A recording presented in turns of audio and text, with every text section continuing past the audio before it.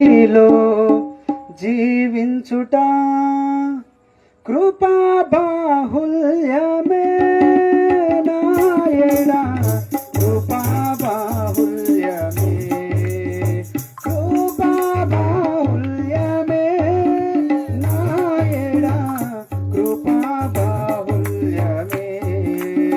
ప్రభువా నీలో జీవించుట, ప్రభువా నీలో జీవించుట, నూతన వధువునై శుద్ధ వస్త్రములు ధరించి,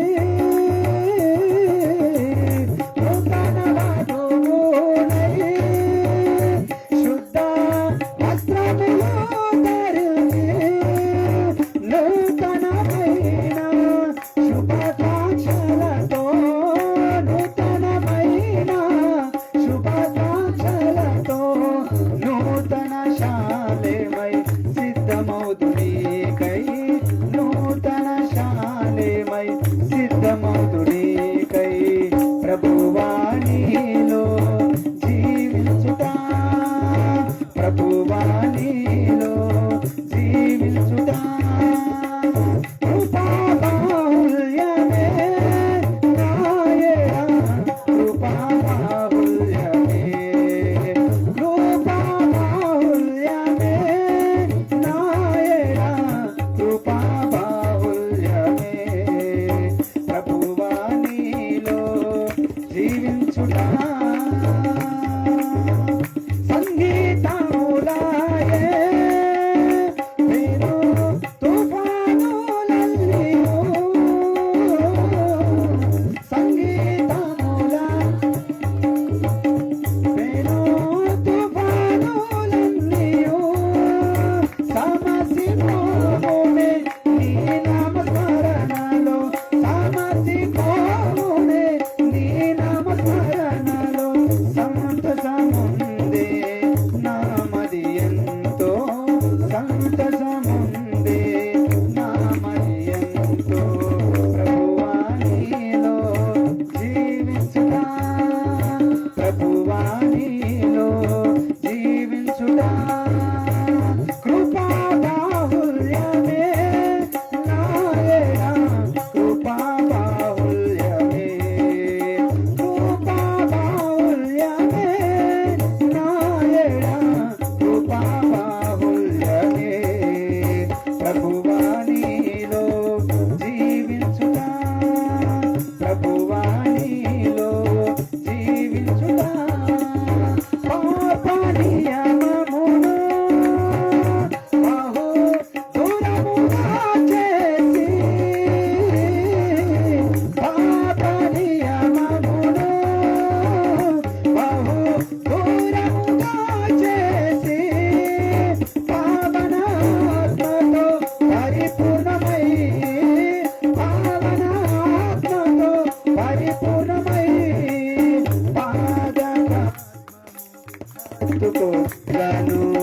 పాదపద్మము హత్తుకొనేదను. ప్రభువా నీలో జీవించుట, ప్రభువా నీలో జీవించుట, కృపా బాహుల్యమే నాయనా, కృపా కృపా బాహుల్యమే నాయనా, కృపా బాహుల్యమే. ప్రభువా నీలో జీవించుట, ప్రభువా నీలో జీవించుట, నీలో దాగినది కృపా సర్వోన్నతముగా, నీలో దాగినది కృపా సర్వోన్నతముగా, నీలో నిలచి కృపలను భావించి, నీలో నిలచి కృపలను భావించి, నీతోనే యుగ యుగములు నిలిచేదా, నీతోనే యుగ యుగములు నిలిచేదా. ప్రభువా నీలో జీవించుట, ప్రభువా నీలో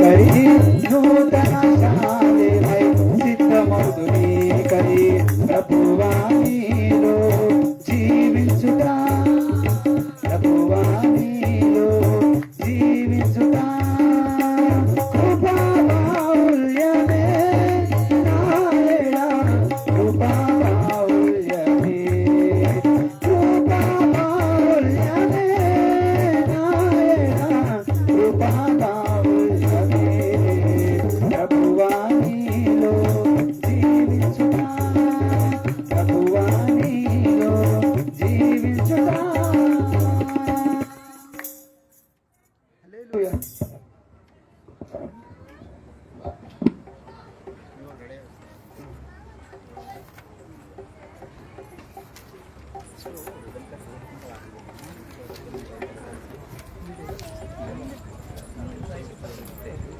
మీకు మైక్ ఉందా? మైక్ హల్లెలూయా.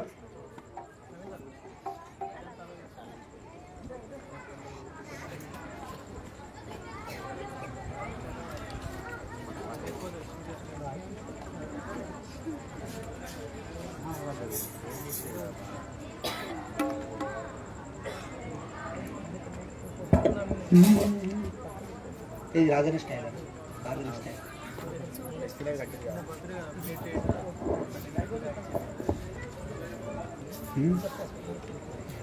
మేలు చేయక నీవు ఉండలేవయా, ఆరాధించక నేను ఉండలేనయా.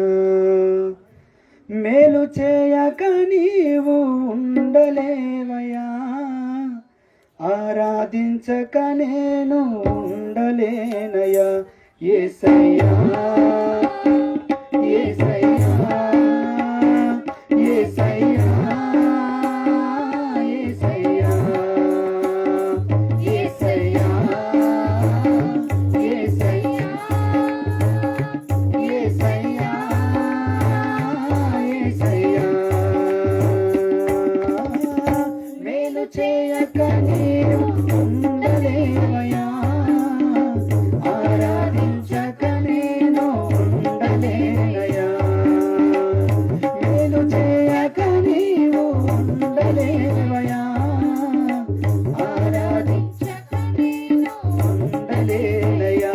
యేసయ్యా యేసయ్యా యేసయ్యా యేసయ్యా యేసయ్యా యేసయ్యా యేసయ్యా యేసయ్యా. నిన్ను నమ్మినట్లు నేను వేరే ఎవరిని నమ్మలేదయ్యా.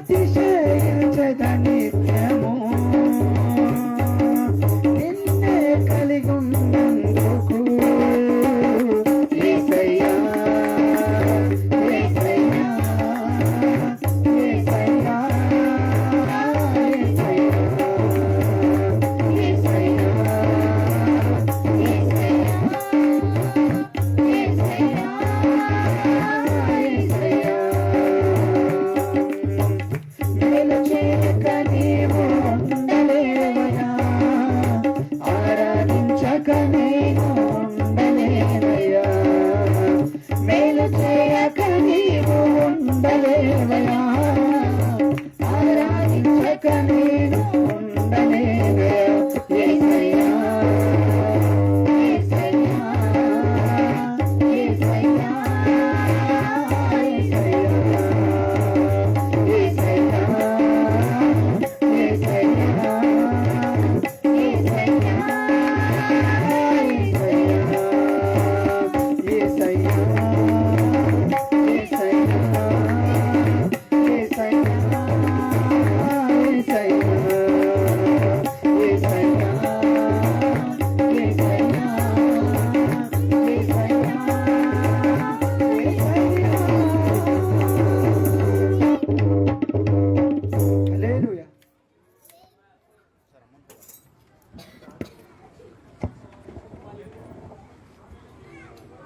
దేవుని పరిశుద్ధ నామానికి మహిమ కలుగును గాక.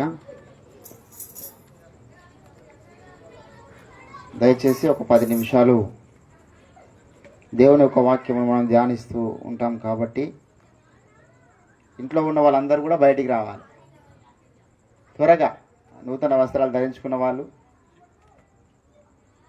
అదే రీతిగా వచ్చినటువంటి బంధువులు, శ్రేయోభిలాషులు అందరూ కూడా మీరు వచ్చి ఈ యొక్క సభాస్థల్లో కూర్చుంటే ఒక 10 నిమిషాల్లో మనం ఈ కార్యక్రమాన్ని ముగించి మరి సెలవు తీసుకుంటాము.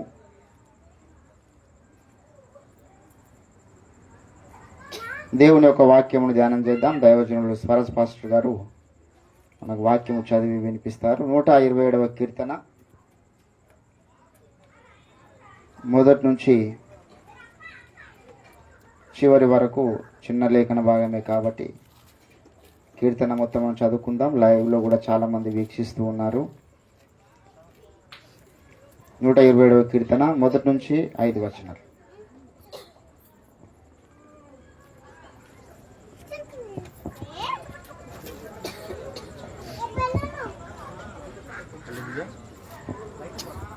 హల్లెలూయా, స్తోత్రం. మంచి పిల్లారా, 120వ కీర్తన మొదటి నుంచి 5 వచనాలు చదువుకుందాం. చిన్న కీర్తన, సొలొమోను రాసిన కీర్తన. యెహోవా ఇల్లు కట్టించిన ఎడల దాని కట్టువారి ప్రయాసం వ్యర్థమే. యెహోవా పట్టణంను కాపాడని ఎడల దాని కావలి కాయవారు మేలుకొనుట వ్యర్థమే. మీరు వేకువనే లేచి చాలా రాత్రి అయిన తర్వాత పండుకొనుచు కష్టార్జితమైన ఆహారము తినుచుండుట వ్యర్థమే. తన ప్రియులు నిద్రించుండగా ఆయన వారికి ఇచ్చుచున్నాడు. కుమారులు యెహోవా అనుగ్రహించి స్వాస్థ్యము, గర్భఫలము ఆయన ఇచ్చి బహుమానమే. యవన కాలమందు పుట్టిన కుమారులు బలవంతుని చేతిలోని బాణముల వంటి వారు. వారితో తన అంబుల పొది నింపుకొనిన వాడు ధన్యుడు. అట్టివారు సిగ్గుపడక గుమ్మములలో తమ విరోధులతో వాదించదు. చదవబడిన ఈ లేఖన భాగాన్ని దేవుడు మన ఇంట్లో ఆశ్రయించి ఫలింపజేయనుగా. ఆమేన్.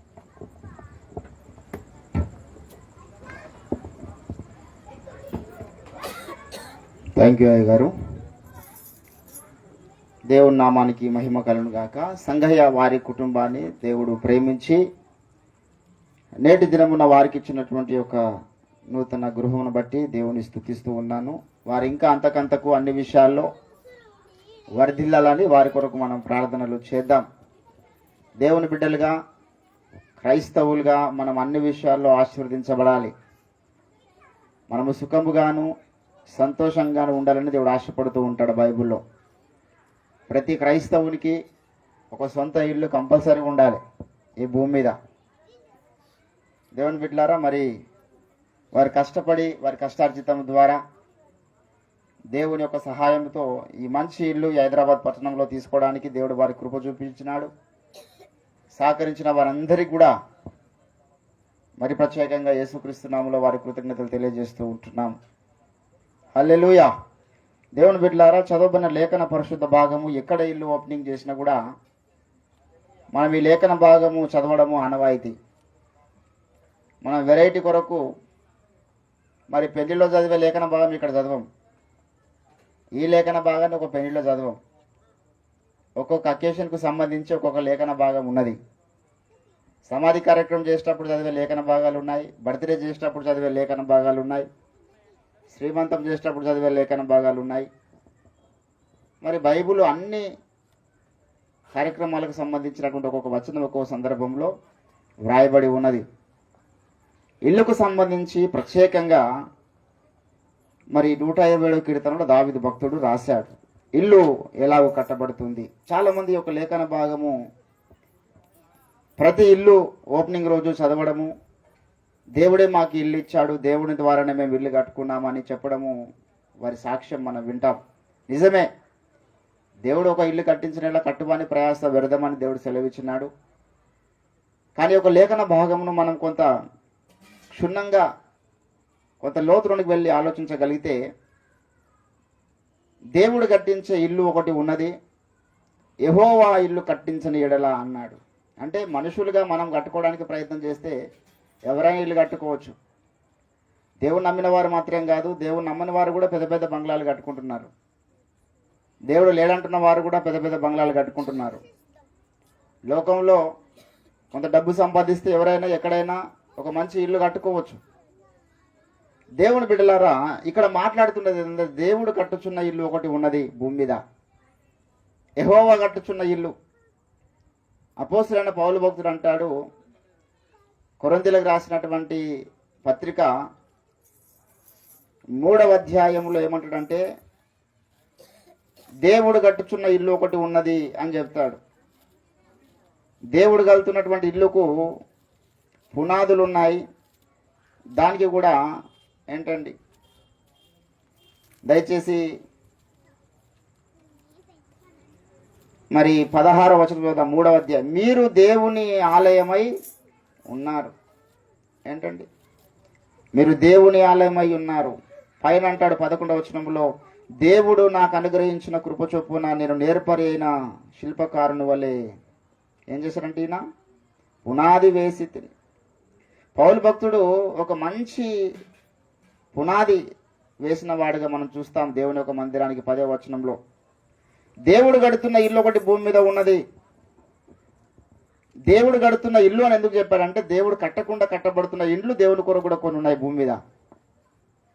దేవుని హస్తము లేదు కానీ దేవుని కొరకు ఇల్లు కడుతున్నారు. దేవుని హస్తము లేదు కానీ దేవుని కొరకు మందిరం కడుతూ ఉన్నారు. ప్రతి ఒక్కరికి ఆశ, దేవుని కొరకు నేను ఏదో చేయాలని ఆశ ప్రతి ఒక్కరికి ఉంటుంది. ఈరోజు చాలామంది భూమి మీద అందరూ దేవుని సేవన చేస్తూ ఉన్నారు. దేవుని కొరకు ఏదో నేను సాధించాలి, దేవుని కొరకు ఏదో గొప్ప కార్యాలు చేయాలి అని ప్రతి క్రైస్తవ విశ్వాసి, ప్రతి క్రైస్తవ సంఘము భూమి మీద తాపత్రయపడుతూ ఉన్నది. సంతోషకరమైన విషయమే. కానీ మన ప్రయత్నాల్లో మనం గడుతున్నటువంటి, మనం చేస్తున్నటువంటి సేవా కార్యక్రమాల్లో ఇది దేవుడు చేస్తున్న పని అని మనం ఆలోచన చేయాలి. దేవుడు సొలొమోను రాజుకు ఒక ఇల్లు కట్టమని చెప్పినాడు.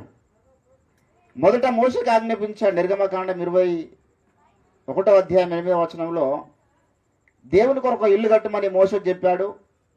భూమి మీద ఎవరు కట్టినంత గొప్ప మందిరము సొలొమోను దేవుని కొరకు కట్టినాడు, దావీదు కుమారుడు. దేవుని బిడ్డలారా, దేవుడు ఇల్లు కట్టమని చెప్పినటువంటి దేవుడే కొన్ని స్థలాలు అంటాడు ఏంటంటే, బాబు మీరు నా కొరకు ఎలాంటి మందిరం కడతారు, నా కొరకు ఎలాంటి ఇల్లు కడతారు, సర్వోన్నతుడు హస్తాకృత ఆలయములు నివసింపడు కదా, ఇవన్నీ నా నివాస స్థలములు కాదు. నా నివాస స్థలములు ఏంటంటే మీ యొక్క హృదయమే నా నివాస స్థలం అన్నాడు. హల్లెలూయా. నక్కలకు బొరియలు ఆకాశ పక్షి నివాసములు కలవు కానీ మనుష్య కుమారుని తలవాల్చుటకు స్థలము లేదు. అది ఒక రకమైన ఇల్లు దేవునికి, మన హృదయం. రెండవది ఏంటంటే, సజీవమైన రాళ్లతో కట్టే ఇల్లు దేవునికి కావాలి, నిర్జీవమైన రాళ్లతో కట్టే ఇల్లు కాదు. ఈ జీవం లేని రాళ్లతో పెద్ద పెద్ద మందిరాలు కట్టి దేవుని కొరకు నేను గొప్ప మందిరం కట్టాను, గొప్ప ఇల్లు కట్టాను అంటే దేవుడు మెచ్చుకోడు. దాన్ని బట్టి నీకు బహుమానం ఇవ్వడు పరలోక రాజ్యం పోయిన తర్వాత. కానీ ఆత్మ సంబంధమైన రాళ్లతో, సజీవమైన రాళ్లతో కట్టే మందిరం ఒకటి ఉన్నది. ఆ ఇల్లు దేవుడు కడుతున్నాడు భూమి మీద. ఇది చాలా విలువైన విషయం. మన కాన్సెప్ట్ అది కాదు, కానీ ఇల్లు గురించి మనం మాట్లాడుతున్నాం. యెహోవా ఇల్లు కట్టించని ఎడల అన్నాడు. అంటే దేవుడు కట్టే ఇల్లు ఒకటి ఉన్నది, అది సజీవమైన రాళ్లతో కడుతున్నాడు, ఆత్మ సంబంధమైన మందిరం కడుతున్నాడు.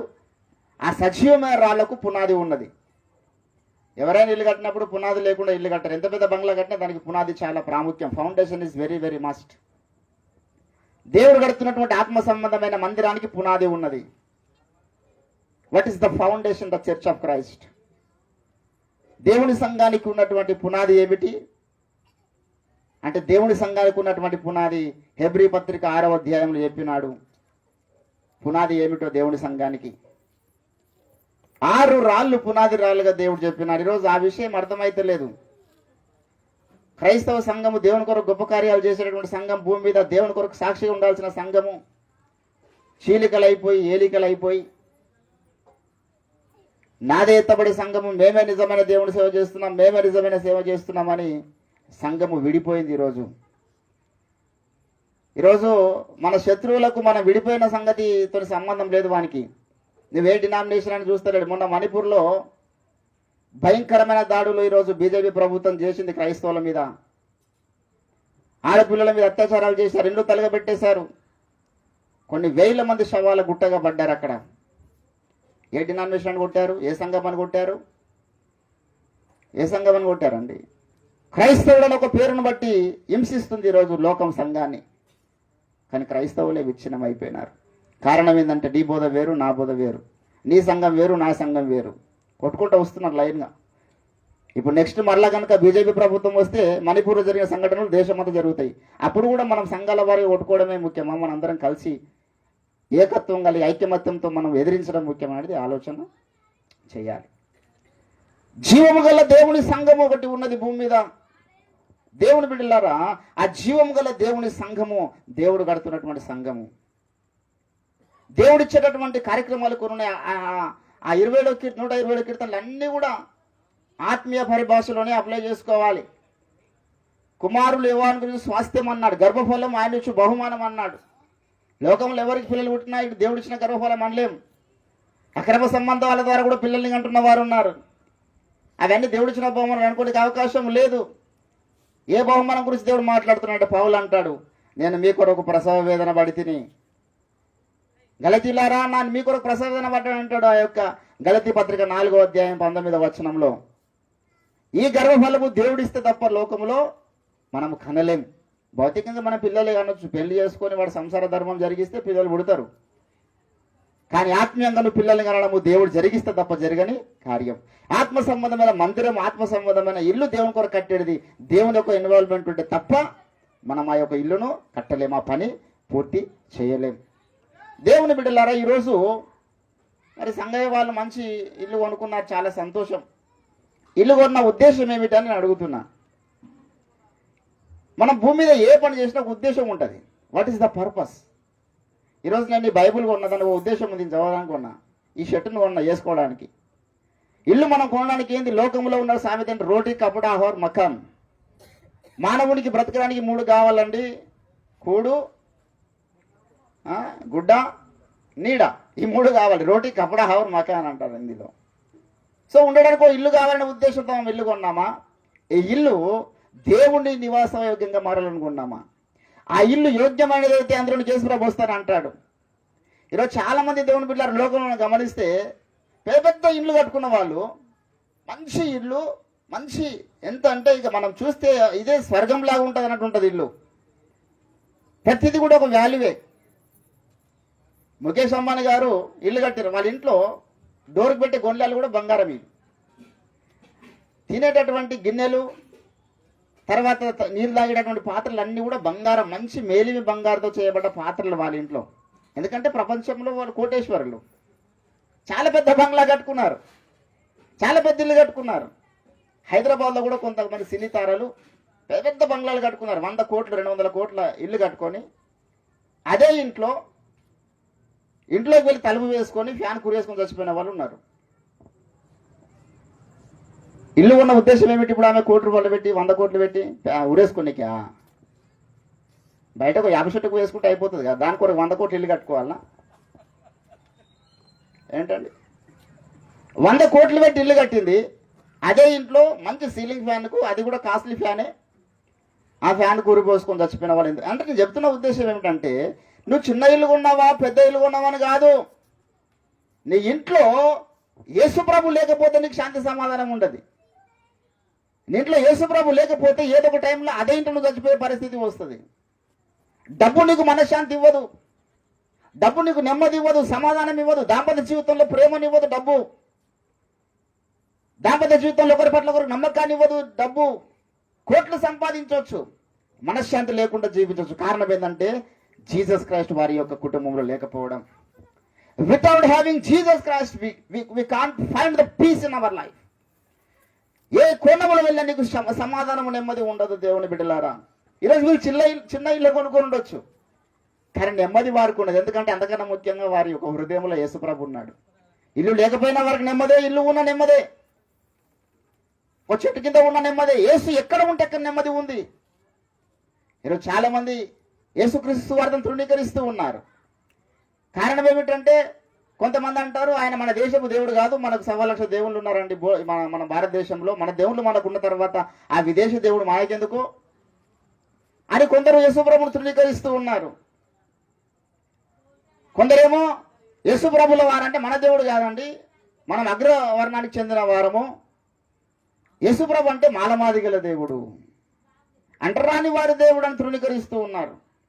కారణాలు ఏవైనా నువ్వు యేసుప్రభు తృణీకరించినంత కాలంలో జీవితంలో శాంతి ఉండదు, నెమ్మది ఉండదు, సమాధానం ఉండదు, ఈ భూమి మీద ఉండదు, చనిపోయిన తర్వాత ఉండదు. చనిపోయిన తర్వాత కూడా నిత్యము ఏడుపును పనులు కొరికేటటువంటి ఆ స్థలానికి వెళ్ళిపోతారు ఎవరైతే యేసుప్రభు రక్తాన్ని తృణీకరిస్తారో వారు. యేసుప్రభు నాకు అవసరం లేదు, ఆ దేవుని ముచ్చట మా ఇంట్లో ఎత్తకండి ఏంటండి. మొదటి దినాన ఒక సిస్టర్ బాప్స్ని తీసుకుంటానని వచ్చింది నా దగ్గరికి. వారి ఇంట్లో వాళ్ళు ఒప్పుకోలేరంట, వారి ఇంట్లో వాళ్ళు ఒప్పుకోలే. సరేనమ్మా, మరి మీ ఇంట్లో వాళ్ళు ఒప్పుకుంటే నువ్వు ఇంట్లో అందరిని ఎదిరించి దేవుని నమ్ముకోలేవు కదా అని చెప్పేసి ఆమెకు సంజాయించి నీ మనసులో ప్రార్థన చేసుకో, దేవుడైతే క్షమించేవాడు కదా, నువ్వు నమ్ముకుందామన్నా అనే డిసైడ్ అయితే నువ్వు చేసుకున్నావు కదా, నమ్ముకొని చెప్పిన. ఆ అమ్మాయి ద్వారా సువార్త విని వాళ్ళ అన్న కూడా దేవుని నమ్ముకున్నాడు అదే ఇంట్లో. వాడిని దగ్గర తీసుకొచ్చిన తర్వాత వాడు బాప్స్ తీసుకుని సిద్ధపడ్డాడు. వాళ్ళ అమ్మ అంటుంది అవసరమైతే ఇంకో దాన్ని తెచ్చుకొని పెళ్లి చేసుకో, కానీ ఆ దేవుని మాత్రము నమ్ముకోకు. నేను పర్మిషన్ ఇస్తున్నాను, ఒకరు కాదు 2-3 చేసుకో పెళ్ళిళ్ళు అంటే వీడి చక్కర్ల పడి దేవుడు అనే మాట ఎత్తొద్దని. అంటే యేసుప్రభుని నమ్మకుండా చేయడానికి ఏమన్నా చేస్తారు అవతల. ఎందుకు అంత ద్వేషమో నాకు అర్థం కాదు. యేసుప్రభుల వారు ఇంటికి వస్తే మీకు ఏమన్నా అన్యాయం చేస్తున్నాడా? మిమ్మల్ని ఆశీర్వదిస్తున్నాడు ఆయన.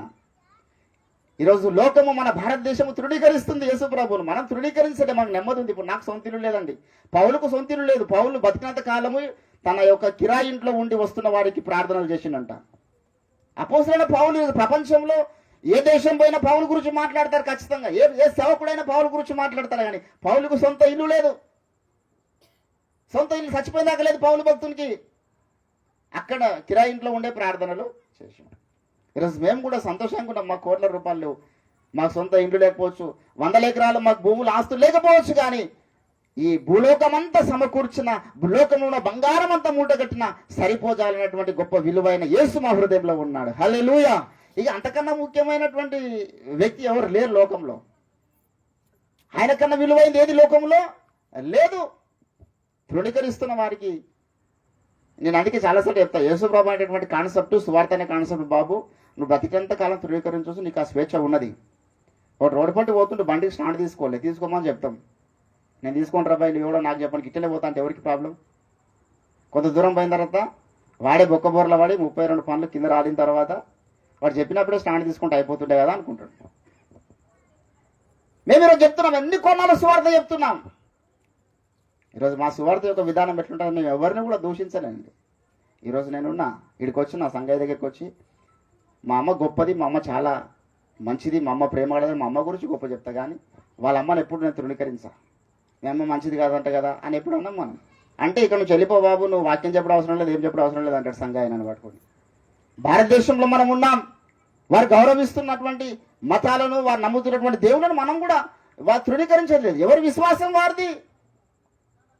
మేము ప్రకటించే సువార్త మేము ప్రకటిస్తాం, కానీ వారికి సువార్త చెప్తున్నాం ఏమంటే తెలుసా, మీరు నమ్ముతున్నటువంటి విశ్వాసం, మీరు కలిగి ఉన్నటువంటి, ఇప్పుడు నేను నమ్ముతున్న విశ్వాసము, నా విశ్వాసానికి మూల కారణం ఈ వాక్యమే కదా. బైబిల్ నా విశ్వాసానికి మూల కారణం. ఏ మతం వారికైనా విశ్వాసానికి మూలము వాక్యాలు ఉన్నాయి, లేఖనాలు ఉన్నాయి, గ్రంథాలు ఉన్నాయి. ఏ మతం వాడు కూడా డైరెక్ట్గా దేవుని చూసి నమ్మినోడు ఎవరు లేరు. కొంతమంది శ్రేష్ఠ భక్తులు ముఖాముఖి చూసిన వాళ్ళు ఉండవచ్చు, కానీ ఈరోజు మెజారిటీ ఆఫ్ ద పీపుల్ ఎట్లా నమ్ముతున్నారు దేవుణ్ణి? By word of God. గ్రంథాల రూపంలో ఉన్నదాన్నే కదా మనం చూసి నమ్ముతున్నాం. ఈరోజు నా విశ్వాసం ఇంత బలపడింది, ఈరోజు మీరందరూ యేసుప్రభు నమ్ముకుందనంటే ఈ వాక్యంలో ఉన్నటువంటి ఆ క్రీస్తు సువార్త మీకు చెప్పడం వల్ల మీరు నమ్ముకున్నారు. అదే రీతికి ఈరోజు మన భారతదేశంలో ఉన్నటువంటి మన హైందవ సోదరులు నమ్ముతున్నారు. వారి ఒక విశ్వాసం కంటే వారికి కూడా కొన్ని ఆధారాలు ఉన్నాయి. వారు నమ్ముతున్నటువంటి గ్రంథాల్లో కూడా కొన్ని శ్లోకాలు యేసుప్రభు గురించి ఉన్నాయని మనం చెప్తున్నాం. మేము తృణీకరిస్తలే. భారతదేశంలో మరి భూమి మీదనే మొదట రాయబడ్డ గ్రంథం ఋగ్వేదం అని మా గురువు గారు చెప్పారు. 3000 సంవత్సరాల క్రితం రాయబడ్డది ఋగ్వేదం. ఋగ్వేదంలో ప్రతి పేజీలో యేసుప్రభు గురించి ఉంది, కానీ అన్యాపదేశంగా ఉంది. అగ్నిదేవుడు, వాయుదేవుడు, వరుణదేవుడు, పంచభూతాలను దేవుని ఆరాధించినారు. వేద ఋషులు, మునీశ్వరులు రాశారు. ఆ యొక్క యాస్క మహర్షి వివరిస్తూ వచ్చాడు వేదాలను మొదటిగా ఆయన రాసినటువంటి టైంలో. దేవుని బిడ్డలారా, ఈరోజు మేము చెప్తున్నాము అగ్నిదేవుడను నమ్ముతున్నావు కదా బాబు. యేసుప్రభు కూడా బైబిల్లో అగ్ని వంటి దేవుడు అని ఉంది. మన దేవుడు దహించు అగ్ని అయి ఉన్నాడని ఉంది. ఈ అగ్ని ఆ అగ్ని ఒకటే కాదని ఎందుకు అనుకుంటున్నావు? మంట పుల్లగీసి పెడితే వచ్చే మంట దేవుడు కాదు నాయన. దేవుడు అంటే నిప్పు లాంటి వాడు, అగ్ని లాంటి వాడు అని మేము స్వార్థ ప్రకటిస్తున్నాం. నమ్మండి నమ్మకపోండి. ఈ పోలికలు కనబడుతున్నాయి కదా, కొన్ని ₹1,000 కనబడుతున్నాయి కదా. అగ్ని అక్కడ అగ్ని అని పిలువబడుతుంది, ఇక్కడ కూడా అగ్ని అని పిలువబడుతుంది కదా. సూర్య దేవోభవను పొద్దున్నలే సూర్య నమస్కారాలు చేస్తున్నాం. బైబిల్లో దేవుడికి ఉన్నటువంటి పేరు ఎంత? మన దేవుడు నీతి సూర్యుడు అని బైబిల్ మాట్లాడుతుంది కదా. నువ్వు గాలిని దేవుడు అంటున్నా, బైబిల్లో కూడా దేవుడు గాలితో పోల్చబడ్డాడు కదా అనేక స్థలాలలో. పరిశుద్ధాత్మ దేవుడు గాలి రూపంలోనే వచ్చినాడు కదా మేడగదిలోనికి. పోలికలు చెప్తున్నా. అందుకే కొంతమంది భక్తులు మంచి పాటలు రాశారు. ఎవరో ఆ తండ్రి యేసు, తానెవరో పరాయి కాడు, మన పాప భారం మోసే గొర్రెపిల్లే ఈ నరుడండి. ఎవరికి నీ చెందినవాడో అసలే కాదండి యేసు, అందరినీ చల్లగా చూసే అందాల దేవుడండి. అందరినీ చల్లగా చూసే అందాల దేవుడండి. వినరే ఓ జనులారా శుభవర్తమానమును, మరియమ్మ గర్భాన ప్రభు యేసు జన్మించే, పాపులను రక్షింప ప్రభు యేసు వచ్చినాడు. నేను చెప్తున్న సందేశం అది. ఈయన ఎవరో పరాయివాడు కాదు. దేవుడు అంటే అందరికీ ఒకటే, అన్ని దేశాల వరకు ఒకటే ఉంటాడండి దేవుడు. ఎవరిని చే జనించు జగం, ఎవరి లోపల ఉండు లీనమై, ఎవరి ఎందుడిందు మూల కారణం ఎవడు, సర్వము తానే అయిన వాడెవడు. అట్టి ఆత్మభువనేశ్వరుని శరణంబు వేడదనన్నాడు బొమ్మెర పోతన మహాత్ముడు ఆంధ్ర మహాభారతం ఉపోద్ఘాతంలో. ఒకడే ఉన్నాడు. మన లకడికపూల్లో ఆ చౌరస్తా మీద సంత నిరక్కారి బాబా వారి యొక్క ఆశ్రమం ఉంది లకడికపూల్లో. ఈ నుంచి 20 కిలోమీటర్లు. ఆయన కొటేషన్స్ ఏమో తెలుసా? అరే దేవుని పేరుడు మీరు కొట్టుకోవడం కాదరా బాబు, దేవుడు అంటే ఒకడే. ఏక్కు జానో ఏక్కు మానో, ఏక్ బంజావ్ ఆరు నేక్ బంజావ్ అన్నాడు ఆయన. దేవుడు అనేవాడు ఒకడే ఉన్నాడు. ఆ ఒక్క దేవుడు ఎవరో ఆయన తెలుసుకోరండి. ఆ ఒక్క దేవుడిని నమ్మండి, ఆ ఒక్క దేవుడిని ఆరాధించండి. అది ఆయన యొక్క నినాదం. ఆయన పంజాబ్ సిక్ మతస్థుడు, కానీ ఆయన నమ్మిండు దేవుడు అనేవాడు ఒకడే ఉన్నాడు భూమి మీద. అది నేనన్నమాట కాదు, ఆ ఒక్క దేవుడే అర్థమైతే లేదు ఈరోజు. అందుకే ₹1,00,00,000 పెట్టి ఇల్లు కట్టుకుంటున్నారు. ఆ ఇంట్లో ఫ్యాన్ కురేసుకొని చచ్చిపోతున్నారు. నెమ్మది లేదు, సమాధానం లేదు. ఎందుకంటే ముందుగాల హృదయంలో యేసు లేడు. ఈరోజు యేసు మీ హృదయంలోకి రావడానికి ఆశపడుతున్నాడు. ఆయన తన దగ్గర ఆయన ఎప్పుడు కూడా ఎవడు తృణీకరించలే యేసు ప్రభుల వారు. యెషయా గ్రంథం 45వ అధ్యాయం 22వ వచనంలో అంటాడు, భూతిగంత నివాసులారా మీరు నా వైపు చూసి రక్షణ పొందండి. నా ఎదుకొచ్చు వాడిని ఎంత మాత్రం నేను బయటికి త్రోసివేసే వాడను కానే కాను. నేను వచ్చిన ఉద్దేశం కూడా అది అంటాడు. లూకాసు వార్త 19వ అధ్యాయం 10వ వచనంలో, నశించిన దారిని వెతికి రక్షించడానికి నేను వచ్చాను ఈ లోకానికి. I have came that purpose only. కాబట్టి సమయాన్ని వ్యర్థం చేసుకోకండి. నీటి పొడుగు లాంటి బ్రతుకు సూచనలు కనబడుతున్నాయి. మధ్యప్రాచ్యంలో యుద్ధాలు జరుగుతున్నాయి. కొద్ది రోజులే ఉంది యేసుప్రభు రాకడా. ఇంకెంతకాలం ఈ కారణాల ద్వారా నిజమైన దేవుడు ధృవీకరిస్తూ బ్రతుకుతారు. ఎవరికైనా ఈరోజు క్రైస్తవులను పిలువబడుతున్న వాళ్ళు కూడా చాలా మంది నూతన జన్మ పొందకుండా నామకార్థ క్రైస్తవులుగా జీవిస్తున్న వాళ్ళు ఉన్నారు. దేవుని నమ్మకుడు తర్వాత కూడా నమ్మకంగా దేవునికి ఎన్నో విషయాలు లేకుండా వారు ఉన్నారు. పరిశుద్ధతలో నమ్మకం లేదు, నీ కష్టార్జితంలో దేవునికి నమ్మకం లేదు, నీ ప్రార్థనలో నమ్మకత్వం లేదు. ఎక్కడ నమ్మకత్వం ఉంది క్రైస్తవుల్లో? ఇక యేసుప్రభు వచ్చిందా కట్టనే ఉంటారా? అప్పుడు సిగ్గుపడతావు వాడికి పోయిన తర్వాత. జాగ్రత్త దేవుని బిడ్డలారా, ఈ ఇంట్లో నెమ్మది ఉండాలి. ఇంట్లో ఉన్న వారందరికీ నెమ్మది ఉండాలి. మొన్నటి దినాన మారుతిరావు అంటే ఆయన మీకు అందరికి తెలుసు. ఆయన ఆస్తి ఇంచుమించు 200 కోట్లు తెలుసా? మారుతిరావు గారు. మొన్న మిర్యాలగూడలో ఒక కులహత్య జరిగింది, గుర్తొచ్చిందా మీకు? మిర్యాలగూడలో ప్రణయ్ అమృత లవ్ స్టోరీ అంటే మొత్తం మీకు అందరికి తెలుసు కదా. అమృత వాళ్ళ డాడీ 200 కోట్ల ప్రాపర్టీ అయినాక మిర్యాలగూడ ఏరియాలో పెద్ద రియల్ ఎస్టేట్ ఆయన. మన హైదరాబాద్ ఆర్యవైశ్య భవన్లో ఆ యొక్క ట్యాంక్ బుడమ కూడా ఉంటుంది, ఆర్యవైశ్య భవన్. అందులో వచ్చిండు, ఎవరు ఏమనలేదు, ఎవరితో గొడవలు లేవు, ఏం లేవు. తిన్నాడు, ఏం వేసుకున్నాడో ఏం జరిగింది తెలియదు, తెల్లారి శవమే తెలియడు. టాబ్లెట్లు వేసుకుంటుంట. ఏం తక్కువ ఉంటుందండి ఆయనకు, తినడానికి తిండి లేదా? 200 కోట్ల ఆస్తి. మనకు 200 రూపాయలు ఉంటేనే మనం పెద్ద రుబాబు చేస్తాం జేబులో. 200 కోట్లు ఉన్నాయి ఆయనకు, కానీ మనసులో నెమ్మది లేదు, హృదయంలో శాంతి లేదు. దేవుని బిడ్డలారా, ఈరోజు మీరు గుర్తుపెట్టుకోవాలా, ఎవరైనా పర్వాలేదు, ఏ స్థలంలో ఉన్నవారైనా పర్వాలేదు, కానీ ఆత్మహత్య చేసుకున్నవాడు ఖచ్చితంగా నరకానికి వెళ్తాడు.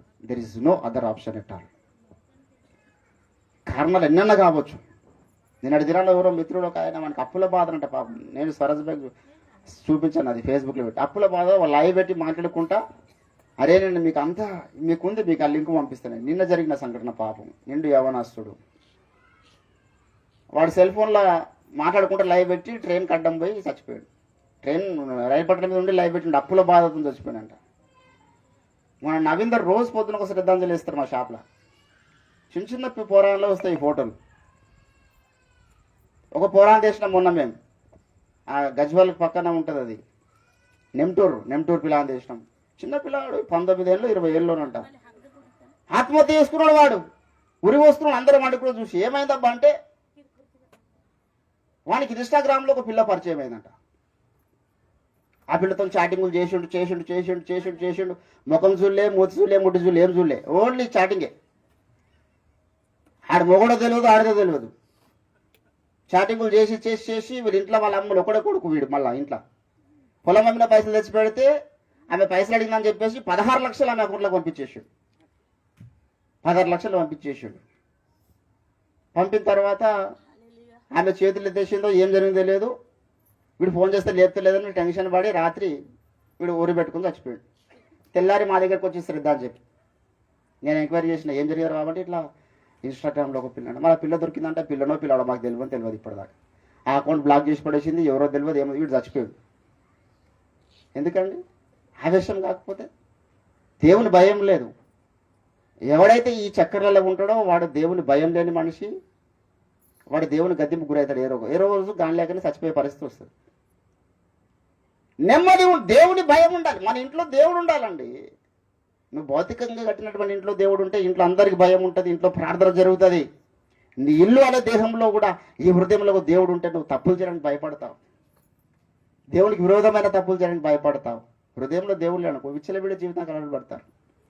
తీరా లాస్ట్కి వస్తే ఏదో ఒక జాగాలో ఫ్యాన్ కూరేసుకునే పరిస్థితి వస్తుంది. ఇది దేవుడి సేవకుడిని చెప్తున్నాడు అనమాట. మారుమనసు పొంది అన్నిటి గుడ్ బై కొట్టి దేవుని కొరకు నమ్మకంగా బ్రతికితే మీరు సంతోషంగా దేవుడి చేతిలో బలమైన సాధనాలుగా వాడబడతారు. You're the choosing weapon. మనం ఒట్టి మనుషులం కాదు, మనం అందరూ కూడా ఏర్పాటు చేయబడ్డ వాళ్ళం, పిలువబడిన వాళ్ళం మనం. నేను అభిషేకించి దేవుడు వాడుకోవడానికి చూస్తూ ఉంటాడు, సాతానేమో నీ హృదయం చెరపడానికి చూస్తాడు. అందుకే మన ఇల్లు చాలా జాగ్రత్తగా ఉండాలి. మన ఇంట్లో ఎక్కడ కూడా అపవాదికి కొంచెం కూడా చోటు ఇవ్వద్దు. హల్లెలూయా. కొంచెం కూడా అందుకంటాడు, మీరు అపవాదికి చోటు ఇవ్వకండి. ఒకసారి ఒక ఆయన ఇల్లు అమ్మిండంట. మరి ఇల్లు ఎంత కొందరో నాకు తెలియదు, కానీ 2 లక్షలకి ఇల్లు అమ్మిండంట. ఇప్పుడు వస్తుంటే ఇక్కడ చూసిన చౌరస్తా మీద 6 లక్షలకి 5 గుంటలు రాసి పెట్టిండు. నమ్మొద్దు అసలు. ఈ హైదరాబాద్లో 6 లక్షలకి 5 గుంటలు ఎక్కడ దొరుకుతుందండి? 5 గుంటలు అంట. 2 లక్షలకి ఇల్లు అమ్ముతాను రోజు పేపర్ స్టేట్మెంట్ ఇచ్చిండు. చాలా సంతోషంగా ఇద్దరు భార్య భర్తలు పోయినరు. అరే ఇంత తక్కువ ధరకు మనకి ఇల్లు దొరుకుతుంది కానీ ఇల్లు కొనుక్కున్నారు. ఇల్లు కొనుక్కున్నప్పుడు వాడు అగ్రిమెంట్ రాసిండు ఏంటంటే, ఇల్లు మీకు అమ్ముతున్నా 2 లక్షలకు మీ పేరు మీద రాసేస్తున్నా, కానీ బెడ్రూమ్లో ఒక మూల కొట్టుకుంటాను, ఒక బొంబాయి మూల కొట్టుకుంటా అంతే, ఏం కొట్టుకోను, ఇల్లంతా మీదే, బొంబాయి మూల మాత్రం కొట్టుకుంటా అని చెప్పిండంట. సరే పోంది, మరి 2 లక్షలకు వస్తుంది, 30-40 లక్షల వాల్యూ గల ఇల్లు, కొట్టుకున్నది అనుకున్నారు. తీరా ఇల్లు అమ్మిన తర్వాత 15 రోజులకు వచ్చిన వాడు 15 రోజులకు వచ్చి నా మూలం చూసిపోతా అంటాడు. రాత్రి 12 గంటలకు వచ్చి అందరు మంచిగా నిద్రలో ఉన్నారు, భార్య పిల్లలు అదే బెడ్రూమ్లోకి వచ్చి, ఏం లేదు నా మూలం చూసిపోతా, చూసిండు చేసి మీలాడి సపరేట్గా వెళ్ళిపోయాడు. మళ్ళీ 4 రోజులకు వచ్చిండు, ఫుల్ తాగొచ్చిండు. అప్పుడు ఇంట్లో భార్య భర్తలు ఎట్లుంటుందండి, ఫుల్ తాగొచ్చిండు. మళ్ళీ డోర్ కొట్టగా అర్థమైంది వీడు మూల చూసుకొని వచ్చిండని. సరే డోర్ తీసి చూసిపోతారు అనుకుంటే వాడు ఇంటికి తీసుకుపోయి మటన్ చేతులు ఆడుకొని వచ్చిండు. చేతిలో ఇంటికి పోతుకుంటే 2 కిలోల మటన్ తీసుకొచ్చిండు. ఆ 2 కిలోల మటన్ ఆ మూలకు తలిగేసిండు. ఆ మూల నాది, మీరు దాన్ని ముట్టొద్దు, ఏం చేయొద్దు. తలిగేసి పోయిండు పని అక్కడే పోయాడు. అది ఎన్ని రోజులు ఉంటుంది మటన్? 2 రోజులకు 3 రోజులు గబ్బు వాసన లేచింది. ఇక వేరే ఇల్లు కాల్ చేసి వెళ్ళిపోయారు. కొంచెము చోటు ఇచ్చినా ఆ ఇల్లు నువ్వే కాల్ చేసిపోయే విధంగా సాతాను చేస్తాడు. అపవాదికి చోటు ఇవ్వద్దు. నువ్వు దేవుని బిడ్డవు అంటే కంప్లీట్గా నీ అన్ని గదులు, నీ తలంపులు, నీ ఆలోచనలు, నీ హృదయం, నీ నడక, నీ పడక, నీ ప్రవర్తన అంతా దేవుని కంట్రోల్లో ఉండాలి. వారు దేవుని బిడ్డలు. దేవుడు ఎట్లా వస్తాడు? లోనికి పిలువగా వెళ్తొస్తాడా? ఆ చెత్త చెదరం అంతా లోపల పెట్టుకొని.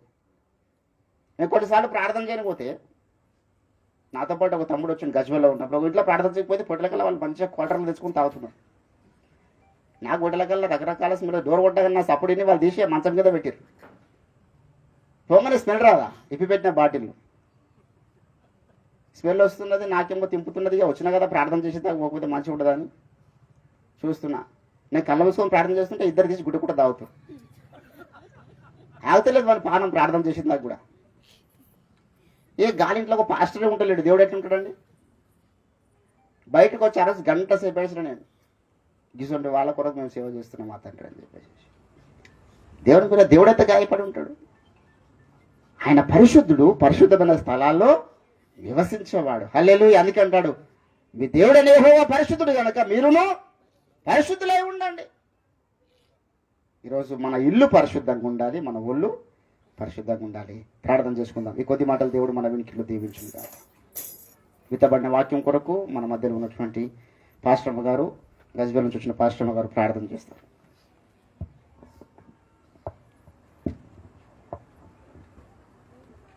స్తోత్రము స్తోత్రము స్తోత్రము నాయన. పరిశుద్ధుడా దేవా, నీకు వందనాలు, స్తోత్రాలు చెల్లిస్తున్నాం ప్రభువా.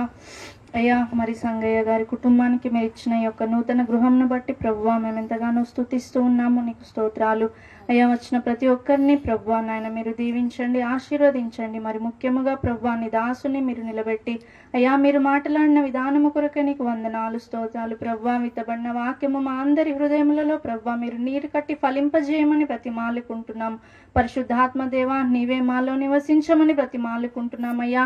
అయ్యా మీరు మాలోనికి రాకుండా ప్రభువా మా హృదయంలో నాయన ఎటువంటి చెత్త చెదారము ప్రభువా నీకు ఇష్టము లేనిది ఏది ఉన్నను అయ్యా నీ యొక్క పరిశుద్ధమైన అగ్ని చేత, నీ వాక్యము చేత నాయన ఇప్పుడే ఈ క్షణమందు దాన్నంతటిని కాల్చివేయమని పరిశుద్ధాత్మదేవ వేడుకుంటున్నాం. నీకు స్తోత్రములు నాయన. ఈ యొక్క నూతన గృహమును ప్రభువా అయ్యా నాయన మీకు ప్రతిష్ఠిస్తున్నాము, సహాయము దయచేయండి. మీ చిత్తమైతే ప్రభువా అయ్యా నాయన ప్రతి దినము నాయన గృహములో నాయన అయ్యా ప్రతి దినము నీకు స్తుతి ఆరాధన ప్రభువా నాయన ఈ గృహములోంచి వచ్చుటకు ప్రభువా స్తుతి ధూపము నాయన, స్తుతి నైవేద్యము ప్రభువా నాయన నీ సన్నిధానముకు చేరును గాక అని ప్రార్థిస్తున్నాము. సహాయము చేయండి అయ్యా. మరి నాయన నీ రాకడ పర్యంతము ప్రభువా సంగయ్య గారి కుటుంబాన్ని మమ్మల్ని అందరినీ నీ చేతికి ఎత్తి పడుతూ నజరేయుడైన యేసుక్రీస్తు నామములో చిన్న ప్రార్థన అడిగి వేడుకుంటున్నాం తండ్రి.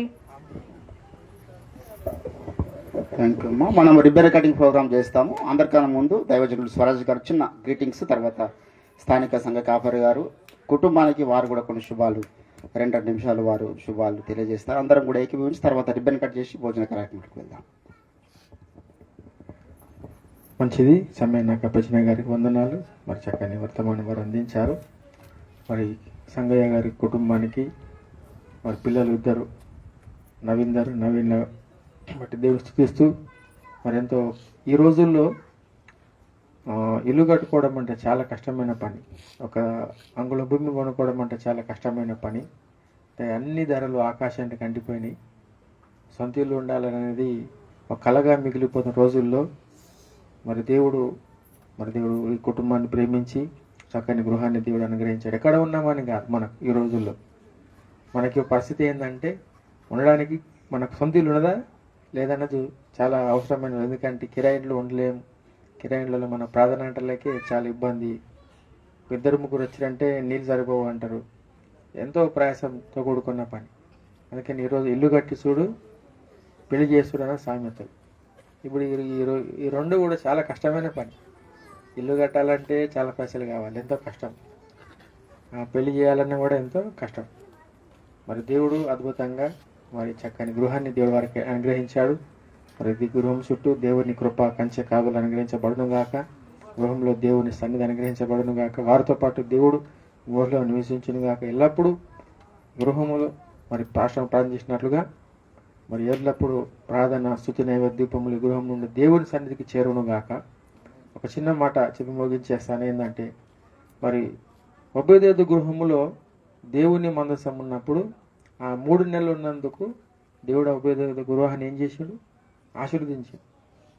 అంతకుముందు దావీదు ఏం చేశాడంటే ఎప్పుడు దేవుని మందసము మరి నేనైతే మంచి గృహంలో నివసిస్తున్నాం, కట్టబడిన నివాసంలో దేవునికి ఒక స్థలం లేకుండా పోయింది, మందిరం లేకుండా పోయింది. సో దావీదు పురానికి తీసుకొద్దామని చెప్పేసి దావీదు ఆలోచన చేసి తీసుకొస్తున్నప్పుడు ఒక కొత్త బండి లోపల దేవుని మనసు తీసుకొస్తున్నప్పుడు ఎద్దు కాలుజారి ఆ మందసం పడిపోతున్నప్పుడు ఉజ్జయించినమాట మందసాన్ని డైరెక్ట్గా పట్టుకోవద్దు అనమాట. వాటికి మూత కర్రలు ఉంటాయి. మందసాన్ని కానీ సన్నిధి బల్ల కానీ వాటి అన్నిటికీ మూత కర్రలు దేవుడు చేసి పెట్టాడనమాట. వాటిని ఆ మూత కర్రలతోనే మొయ్యాలి. జారి పడుతుంటే మూత కర్ర పట్టుకోకుండా నేరుగా మందసాన్ని పట్టుకోవడం ద్వారా ఉజ్జయ అక్కడికక్కడే చనిపోయాడు. అప్పుడు దావీదు దేవుని సన్నిధిలో నాట్యం వేస్తూ ఇక పాటలు పాడుతూ అందరు తీసుకొస్తా ఉంటే దెబ్బకొకరు చచ్చిపోయేసరికి దావీదుకు భయం మీద, అమ్మో ఇది నా ఇంటికి వస్తే నేను చచ్చిపోయేటట్లున్నా, చాలా ప్రమాదం ఉన్నది అనుకొని అక్కడ దగ్గర చూస్తారన్నమాట. ఎవరింట్లో ఉంటే బాగుంటుంది, ఇది మందిరం ఎవరి దగ్గర ఉండాలంటే ఇల్లు చాలా యోగ్యమైన ఉండాలని చెప్పేస్తే ఒబేదోదు దావీదు దృష్టికి యోగ్యమైన వాడిగా భక్తిపాడుగా అనిపించిండు. ప్రస్తుతం ఈ మందసము మీ ఇంట్లో ఉంచుకోండి అని చెప్పేసి ఒబేదోదు ఇంట్లో పెడతాడనమాట. 3 నెలలు చూసరికి దేవుడు 3 నెలలు విచిత్రంగా ఒబేదోదుని ఆశీర్వదించి దావీదుకు అర్థమైపోతుంటానే, అరే ఒబేదోదు ఇంట్లో దేవుడి మనసు ఉన్నది కాబట్టి ఒబేదోదు దేవుడు ఆశీర్వదించిండు, మరి నా ఇంట్లో ఉంటే కూడా నన్ను కూడా దేవుడు ఆశీర్వదిస్తాడని చెప్పేసి మళ్ళీ ధైర్యం తెచ్చుకొని మళ్ళీ అప్పుడు మందసాన్ని తన గుప్రానికి తీసుకొని వచ్చిండు అనమాట. కాబట్టి ఎవరి ఇంట్లో మందసం ఉంటుందో ఆ ఇల్లు ఆశీర్వదించబడుతుంది. ఈనాడు మన ఇంట్లో ఈ ఇంట్లో కూడా దేవుని మందసం అంటేనే దేవుని సన్నిధి, దేవుని వాక్య మందసములో మన్నా ఉంటుంది, చిగురిచిన కర్ర ఉంటుంది, పలకలు ఉంటాయి. దేవుని వాక్యం, దేవుని సన్నిధి అంటే దేవుని వాక్యంతో నింపబడిన ఇల్లు అన్నమాట. అది దేవుని మందసము యుద్ధంలోకి వెళ్ళినప్పుడు అక్కడ విజయం వచ్చింది. ఒకరు దేవుని మందసము యుద్ధంలో తీసుకోకపోతే ఓడిపోతారన్నమాట. దేవుని మందసం ఎక్కడ ఉంటే అక్కడ విజయం. అంటే దేవుని మహిమ అక్కడ ఉంటుంది. సమూయేలు గ్రంథంలో దేవుని మహిమ వెడలిపోయింది కాబట్టి ఇశ్రాయేలు యుద్ధంలో ఓడిపోయారు. కాబట్టి మందసం ఉండడం అంటే దేవుని మహిమ, దేవుని సన్నిధి ఆ గృహంలో ఉండమాట. కాబట్టి ఈ గృహంలో మరి దేవుని సన్నిధి ఉన్నప్పుడు ఆ గృహం కూడా ఏమవుతుంది? ఆశీర్వదించబడుతుంది. మరి ఒబేదేదు గృహాన్ని దేవుడు ఆశీర్వదించినట్టుగా మరి సంగయ్య గారి గృహాన్ని, వారి కుమారులకు ఇచ్చిన గృహాన్ని కూడా దేవుడు అలా ఆశీర్వదించి ఫలింపజేయనుగాక. ఈ గృహం చుట్టూ ఏ తెగులుని గుడారం సంపించినట్లుగా మరి యోబు ఇంటి చుట్టూ కంచె వేసినట్టుగా ఏ తెగులు, ఏ గుడారం, ఏ ప్రమాదము కీడు రాకుండా మరి దేవుడు ఈ ఇంటికి అట్లాంటి కృపా కంచె కాదులు అనుగ్రహించను గాక. మరొకసారి వీరి గృహం దేవుడు అనుగ్రహించినందుకు వారికి శుభాకాంక్షలు తెలియజేస్తూ ఈ చిన్న మాటలు ముగిస్తా ఉన్నాను. స్థానిక సంఘ కాపరి అయ్యగారు కూడా చిన్న గ్రీటింగ్స్ తెలియజేస్తారు. అంతలోపు రిబ్బన్స్ సెట్ చేయండి. ప్రియతి ప్రేమను సోదరులారా, మంచి ఒక వర్తమానము అయ్యగారు తెలియపరుచున్నారు. మరి అదేవిధంగా మరి వారికి మాకు ఎక్కువ పరిచయం లేదు సంఘ గారికిను, కానీ నామకరణం బట్టి గుర్తుపెడుతున్నాం. ప్రీతి ప్రేమల సోదరులు చాలా చక్కటి వాక్య భాగంలో తెలియపరిచినప్పుడు అయ్యగారు కూడా తెలియపరుచున్నారు. కానీ అదేవిధంగా మత్తయి సువార్తలో ఒక మాట సెలవిస్తున్నాడు 10:12. ఎప్పుడైతే గృహంలో వెళ్తామో గృహంలో ఏమి చెప్పమన్నారు? శుభమని చెప్పమన్నారు. సమాధానము గృహం పైన ఉన్నట్టు. ఎప్పుడైతే కూడొచ్చిన వాళ్ళందరం ఉన్నామో గృహంలో వెళ్ళి శుభమని చెప్పినప్పుడు అయ్యగారి తెలియపరిచిన వాక్యాలు ప్రతి వారు జ్ఞాపకం చేసుకోండి. ఒకవేళ మనం సమాధానముతో ఉన్నట్టయితే ఆ గృహంలో ఏముంటది? సమాధానం ఉంటుంది. ఒకవేళ అయోగ్యంగా వెళ్తే సమాధానం తిరిగి వెళ్ళిపోతుంది. మరి మనము ప్రతి వాళ్ళు క్రైస్తవులైనా క్రీస్తు బిడ్డలమైనా దేవుని వాక్యాన్ని వింటాం. యెహో ఇల్లు కట్టించని వేళ కట్టువారు ప్రయాసము వ్యర్థం అన్నప్పుడు దేవుడు నిన్ను ప్రేమించి ఒక గృహాన్ని అప్పగించున్నాడు, నువ్వు నివసించడానికి నిర్ణయించున్నాడు. ఆ తలంపు నీలో ఉన్నట్టయితే నేడు యేసుక్రీస్తు నీ హృదయంలోనూ నీ గృహంలో ఉంచుకోవడానికి ప్రయాసపడాలి. బైబిల్లో కూడా సెలవిస్తున్నది, ఒక వ్యక్తికి గృహంలో సాధారణ అనేక రీతికి వచ్చి పీక పిస్తా ఉంటే ఆయన వెళ్ళి దేవుని దగ్గరికి వెళ్ళి చెప్తాడు, అయ్యా నన్ను రాత్రి పూట దయ్యం ఇంట్లో వచ్చి నన్ను పీక ఇస్తుంది, నేనేం చేయాలని. అనేక రీతిగా అట్లా ప్రయాసపడిన సార్లు వెళ్ళినప్పుడు, అయ్యా నేడు నువ్వు నా ఇంట్లో ఉండు, నువ్వు మా ఇంట్లో ఉంటే ఆ దయ్యం నాకు రాదంటాడు. అయితే యేసుక్రీస్తుని తీసుకెళ్లి కింది యొక్క గృహంలో అతన్ని పండబెట్టి ఆయన పైన పడుకుంటాడు. ఆయన వచ్చి పిసుకుతా ఉంటాడు. అప్పుడు ఆయన పరిగెత్తుకుంటూ వచ్చి, అయ్యా నువ్వు ఈడ ఉండగా దయ్యం నన్ను పిసుకుతుందంటే, కేవలము నీ ఇంట్లో మాత్రమే నాకు చోటిచ్చినావు, నీ హృదయంలో నాకు చోటు ఇవ్వలేదు. నేడు మనం క్రైస్తవులను పేరుకు మాత్రమే కాదు, క్రియల్లోనూ గుణంలోనూ ప్రవక్తలు ఉన్నప్పుడే దేవుని పిల్లలం అవుతాం. ఏదో మనం ఒక బైబిల్ పట్టుకున్నాం, చర్చికి వెళ్తున్నాం, వాక్యాలు వింటున్నాం, అయ్యగారు చెప్పిన ప్రకారం నడుస్తున్నాం, ఇష్ట ప్రకారం మనం అనుసరించి హృదయంలో దేవునికి చోటు లేకపోతే నిజమైన క్రైస్తవులము కాదు. నిజమైన క్రైస్తవుగా విశ్వాస బిడ్డగుండి దేవుని యొక్క సన్నిధిలో గడపడానికి సంగయ్య గారు తనకిచ్చిన కుటుంబాన్ని, మరి వారిద్దరి మధ్యలో బహుకిచ్చిన కుమారులు కుమార్తెలు కూడా గృహమందు ఆశ్రదింపబడే వారిగా కుటుంబం మందు శుభమని పలుకుతూ సమాధానము గృహం పైన ఉండేటట్టు ఏ విధంగా జక్కయ్య నేడని ఇంటికి రక్షణ కలుగునుగా, అలాంటి రక్షణ వాడు తెచ్చుకునే వారికి ఉండేటట్టు ప్రయాసపడాలని ఇది చెప్పి వాక్యాన్ని ముగించుకుందాం. ఆమేన్. రైట్, చిన్న ప్రార్థన చేసి కార్యక్రమాన్ని ముగించేద్దాము. తర్వాత రిబ్బన్ కటింగ్ ప్రోగ్రామ్కి వెళ్దాం. అందరం కళ్ళు మూసుకున్నట్లయితే ప్రార్థన చేద్దాం. స్తోత్రం, హల్లెలూయా హల్లెలూయా. స్తోత్రములు కన్న తండ్రి, మరొకసారి ఈ రాత్రి